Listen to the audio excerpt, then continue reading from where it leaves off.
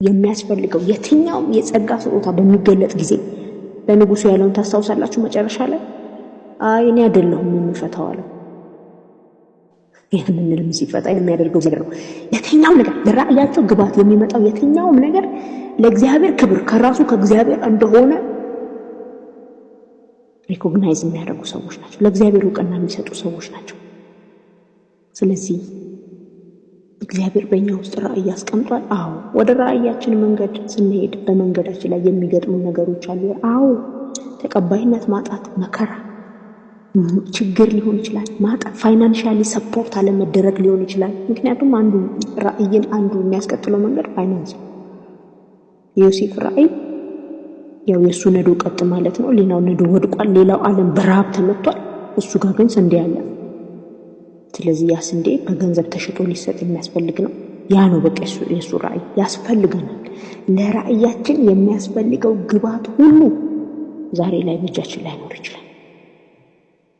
ይችላል። ዮሴፍ ያንን ህልም ሲያይ ድርቅም አልገባም፣ ግብጽም አልሄደም፣ የግብጽ መሪም አልሆነም። 7 ዓመት ሙሉ የሚያዛልቅ የተከማቸ ምግብም የለውም። ምንም ላይኖራችሁ ይችላል። ስለ ራእያችሁ ምንም ላይኖራችሁ ይችላል። አሁን ላይ ግን ምን እያደረጋችሁ ነው? እየጸለያችሁ ነው ወይ? እየጾማችሁ ነው ወይ? እግዚአብሔር ስለተናገራችሁ ስለዚህ ራእይ ከእግዚአብሔር ጋር አቅጣጫን ምሪትን እየጠየቃችሁ ነው ወይ?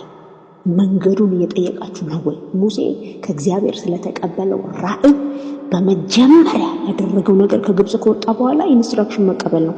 ሲና ተራራ ላይ 40 ቀንና 40 ሌሊት ቁጭ ብሎ በእግዚአብሔር እጅ የተጻፈ ኢንስትራክሽን ምሪት ይቀበል ነበር። ምሪት እየጠየቃችሁ አላችሁ ወይ? ስለተነገራችሁ ስለዚህ ራእይ ታድኑልኛላችሁ፣ ታወጣላችሁ፣ ትመግቡልኛላችሁ፣ ታክሙልኛላችሁ፣ ትመግቡልኛላችሁ በቃል ያላችሁ ሰዎች፣ በቃልም ሊትራሊ በስጋም ትመግቡልኛላችሁ ያላችሁ ሰዎች። ስለዚህ ራእይ እየጸለያችሁ ነው ወይ? ምሪት እየጠየቃችሁ ነው ወይ? እግዚአብሔር ምሪት ይጠየቃል። እንዴት አድርጌ ልውሰዳቸው፣ በየትኛው መንገድ ላድርሳቸው ብሎ 40 ቀንና 40 ሌሊት እግዚአብሔር ራሱን ያስወረደው ሙሴ 40 ቀን ላይ ሊቀጥል ይችላል። ነገራችን ላይ እስቲ ሂድ፣ ምንድነው የሚሰማኝ የዘፈን ድምጽ አለ፣ ሂድ ውረድ ብሎ ነው ያስወረደው። አይወርድም። መመሪያ ሳይቀበል ቀልጦ ይቀራል። መመሪያው ሲወርድ ቢሰበር እንኳን ደግሞ ይወጣል ሊቀበል። ደግሞ 80 ጊዜ ነው ሙሴ የወጣው ሲና ተራራ ላይ መመሪያ ሊቀበል። 80 ቀንና 80 ሌሊት ነው ያሳለፈው በጾምና በጸሎት። እንዴት እንደሚያደርገው አያውቅ። ያለ መመሪያ ምንም ልናደርጋቸው። ራእዩ አለ። የራእዩ ባለቤት እሱ ነው። ቪዥኑንም ፕሮቪዥኑንም የሚያዘጋጀው እሱ ነው። ግን እንዴት እንጠይቀው? የጸለይን እየጾመን ለራእዩ ግብአት የሚመስሉ ነገሮች ሲመጡ እየተጠቀምናቸው። አንዳንዴ ለራእዩ ግብአት መከራ ሊሆን ይችላል። ዮሴፍ የራእዩ ግብአት መከራ እንደነበር ሁሉ በጉድጓድ መጣል፣ ወጥቶ መሸጥ ምን አይነት መከራ ነው? የመከራ መንገድ ነው የምትሉት ስታዩት ዮሴፍን በብላቴንነቱ ተደላደልኩ ሲል በጲጢፋራ ሚስት ምክንያት ወደ ወህኒ መግባት። ሰማይ ሳይው ግን ወደ ራእዩ እየሄደ ነው ይላቸዋል። እየተጠጋ ነው፣ ልጅ ያደገ ነው፣ ደረሰ ራእዩ ህልሙ ጋር ይላልና ይሄ በሴንስ ኦርጋናችን የእግዚአብሔርን መንገድ ልናውቀው አንችልም። በማየት በመዳሰስ አይደለም፣ በመንፈስ ነው። ያን እንደምን እናደርግ የምንችለው በዚያ ራእይ ላይ ስንጸልይ ነው፣ በዚያ ራእይ ላይ ስንጾም ነው።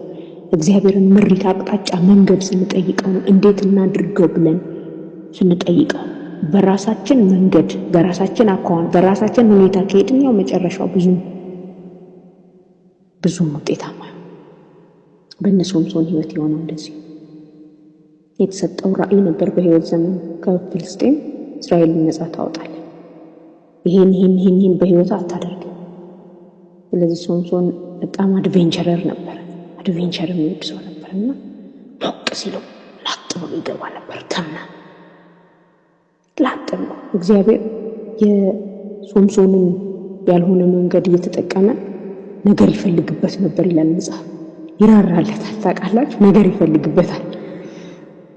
እሱ ብቻ አይደለም፣ ቤተሰቦቹንም ፓክ ያስደርጋል። ሻንጣ ነው በቃ ወድጃታለሁ፣ ካላጋባችሁ ሞች ይገኛታል። እንደዛ ይኬድ ተጠይቁ ይኬድ አዎ ፍልስጤምን ነፃ ያወጣል። አዎ ከፍልስጤም እስራኤልን ነፃ ያወጣል። ግን በየትኛው መንገድ? ደሊላን አግብቶ ነው አይደል? በየትኛው መንገድ ነው ነፃ የሚያወጣው? አልጋ ባልጋ ላይሆን ይችላል የራእዩ መንገድ። እንደ ሶምሶን ማር እየበላችሁ ማር እየላሳችሁ በአህያ መንጋጋ እየገደላችሁ ላይሆን ይችላል ወደ ራእያችሁ የምትደርሱት። ወደ ፍልስጤም ወደዛ ምሰሶ የምትገቡት በዚህ አይነት የደሊላ ጭን ላይ እየተኛ የፍቅር ቃል እየሰማ ላይሆን ይችላል። በመከራ ሊሆን ይችላል አልፎ የሚሄደው በመከራ ሊሆን ይችላል። እግዚአብሔር ግን በዚህ ሁሉ ውስጥ ከሶምሶን ጋር እንደነበር እድል እንደሰጠው እድል እየሰጠን ሊሆን ይችላል። አንዳንዶቻችን የምናልፍበትን መንገድ እድል እየሰጠን እያስጠጋን እየተንከባከበን እግዚአብሔር ወደ ተናገረልን ራእይ ተሸክሞ የሚያደርሰን ዘመን እኮ ነው ያለነው። እንደ አባቶች ዋጋ እንከፍላለን ብዬ አላስብም። በእውነት ወገኖች አላውቅም፣ የእናንተን አላውቅም። እኔ ግን ተንከባክቦ ራእዩ ጋር እያደረሰኝ አዝሎ ተሸክሞ እንደነገርኳችሁ ልክ እንደ አብርሃም ወክ ይዞ እየወጣ እንደሚያሳየው ቤቱ እየመጣ እንደሚበላው ለጦርነት ሲወጣ ድል እንደሚሰጠው በሰው ሰፈር እንደሚያስከብረው እንደ አብርሃም እሽኮኮ አድርጎ ተሸክሞ ነው ራእያችን ጋር እያደረሰን ያለው። ትንሽ መንገድ የቆረቆረ ሲመስለን ግን አንዳንዴ ያው ስለዚህ እግዚአብሔር ለራእዩ የምንኖርበትን ጸጋ ይስጠን፣ አቅም ይስጠን፣ ጉልበት ይስጠን፣ ታጋሾች ያድርገን፣ የእምነት ሰዎች ያድርገን፣ ታማኞች ያድርገን፣ ወዳዶች ያድርገን፣ የፍቅር ሰዎች ያድርገን። የገፉንን እነዚያኑ ሰዎች እንደምናገለግል እንድናስብ ያድርገን። የተለየን ሰዎች ሆነን ራሳችንን እንዳንቆጥር። ዮሴፍ የተለየ ሰው አይደለም። በመለየት ይሁዳ አለ። በመለየት ጌታ ኢየሱስ ክርስቶስ የሚመጣበት ታላቅ ቼን ነው። አይለይም ምንም። ግን በቃ ለጊዜው የተመረጠው ራእይ እሱ ሆነና ወንድሞቹ ደግሞ እንደመጠቀሚያው። ስለዚህ ይቅር ባይ ልብ እንዲኖረን የምናገለግለውን ሕዝብ እንዳናዝንበት፣ የምናገለግለውን ወጣት እንዳናዝንበት፣ እዚህ የተሰበሰብን ሰዎች ራእይ ያለን ሰዎች እግዚአብሔር በትግል ውስጥ አልፎ ያንን ራእይ ቢፈጽም እኔ ተጠቃሚ ነኝ ከኔ ጋር ተናንቃ አይሆንም። እንዴት ይሆናል? አይሆንም። በብዙ ይቅርታ በብዙ ፍቅር አልፈን ወደ ራእያችን እግዚአብሔር ወደ ተናገረን ወደ ተስፋው ቃል እንድንገባ እግዚአብሔር ይርዳል።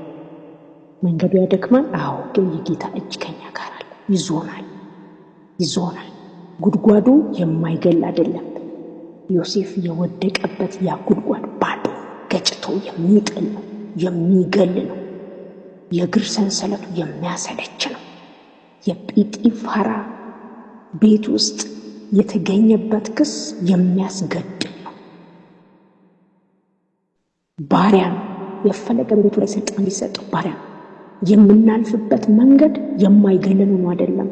ራእይ ስላለ እግዚአብሔር ሊገልጠው ያለ ራእይ ስላለ በምናልፍበት መንገድ ውስጥ ሁሉ ግን ህይወታችንን እየሰራ እያበጀ ራእዩ ጋር ሳንደርስ እንዳንሞት፣ በመንፈሳዊ ሞት እንዳንሞት ራሳችንን እያበቃ ሾርትከት እንዳንጠቀም ወደ ግራ ወደ ቀኝ እንዳናይ እንደ ልጓም አይናችን ላይ አድርጎ ራእዩን እሱን ብቻ እያየን እንድንጓዝ እግዚአብሔር ለራእዩ የሚያስፈልግ ዝናብ አሳጣ